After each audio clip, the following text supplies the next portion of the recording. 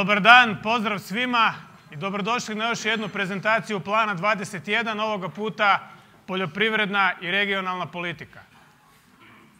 Prije svega želim čestitati svima Dan neovisnosti Republike Hrvatske. Na današnji dan prije 20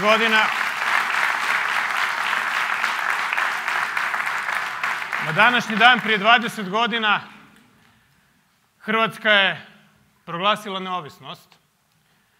Događale su se teške i velike stvari, cijena je bila jako visoka i sve ono što danas radimo i što sada radimo sa sjećanjem na to vrijeme, ali isto tako sa jednom novom perspektivom i željom, ne samo željom nego odlučnošću da se takve stvari više nikada ne dogode, da izgradimo jednu zemlju i zajednicu građana u kojoj će svatko tko ovdje živi, a prije svega ovdje u Vukovaru, bio on Hrvat, Srbin, Mađar, Nijemac, što god, osjećati da živi u svojoj domovini. Hrvatska nije parcela, Hrvatska je domovina. I za svakoga i za svaku građanku koja u njoj živi to mora biti. Ali da. Ide onaj drugi dio, Hrvatska je i fenomenalna parcela, nakon što je domovina. A tom fenomenalnom parcelom, bila ona poljoprivredna, građevinska ili bilo koja treća, treba znati upravljati. I još jedna riječ na današnji dan, i to u Vukovaru. I ne slučajno u Vukovaru.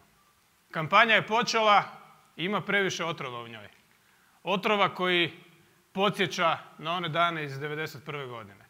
Pozivam sve one koji kampanju vide na takav način da se okane toga i da razmišljaju, da ih slušaju mladi ljudi. Lako je za nas srednjih godina i za one koji su malo stariji. Da ih slušaju mlade cure, mladi dečki koji se formiraju i da iz njihovih otrovnih riječi i otrovnih usporedbi i otrovnih nacionalističkih ispada mogu zaključiti da je to prihvatljivo ponašanje.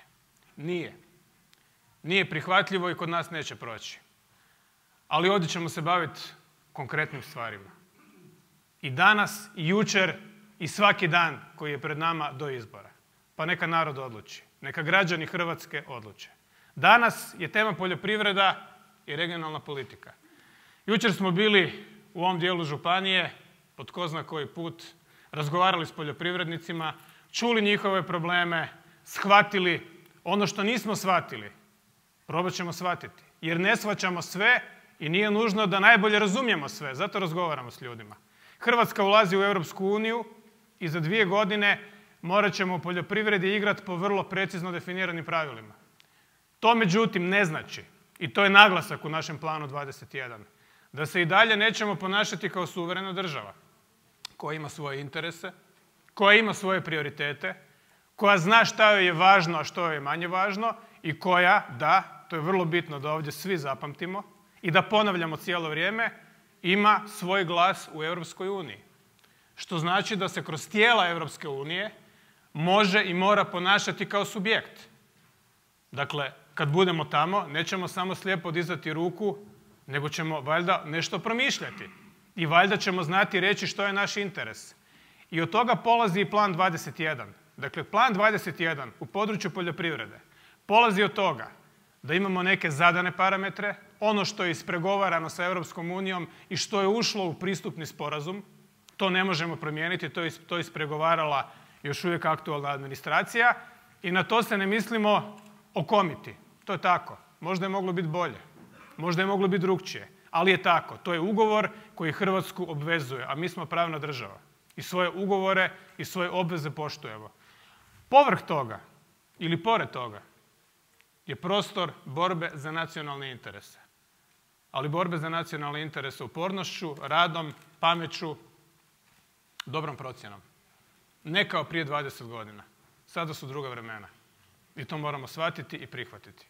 Druga tema, regionalna politika. Regionalna politika, decentralizacija, ali stalno naglašavam, decentralizacija, ali ne fragmentacija Hrvatske. Decentralizacija do razine održivosti i očuvanja hrvatske snage kao jedinstvene države.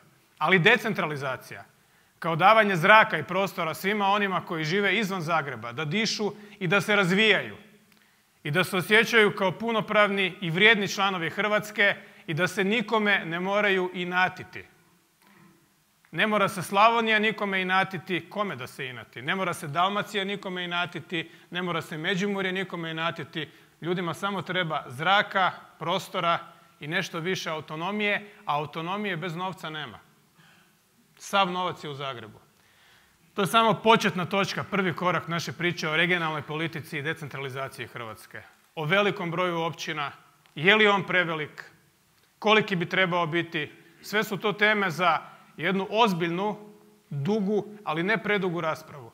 Jer u jednom trenutku moramo donositi odluke, moramo poduzimati mjere. Naša vlada neće biti vlada alibija. Naša vlada neće biti vlada koja će se skrivati iza drugih i govoriti oni su krivi za naše neuspjehe. Oni su ti koji su nas zaštopali u našem razvoju. Naša vlada će biti vlada odgovornosti, ali i vlada dijaloga. I ovaj plan 21 je upravo to, dijalog s građanima. Nema neodgovorenih pitanja, nema zabranjenih pitanja. Naravno, voljeli bismo da se pitanja tiču onoga o čemu razgovaramo. Nema tabu tema, nema bijega od odgovornosti. Na kraju dana odgovorna je vlada. Dragi prijatelji, građanke i građani grada Vukovara, predstavljam vam redom Dragicu Zgrebec, saborsku zastupnicu SDP-a,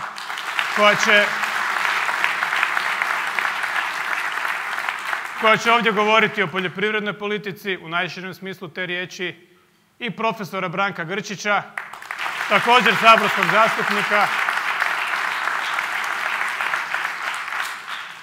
ekonomista, dekana fakulteta u Splitu, ali i, ne biste vjerovali, političara. Mi u politiku pokušavamo dovesti i animirati najbolje ljude koje Hrvatska ima. Njih dvoje će vas uvesti u ovaj interesantan svijet podataka, dilema, rješenja, politika, a nakon toga pitajte. Mikrofon je vaš, riječ je vaša. Živjeli. Hvala vam.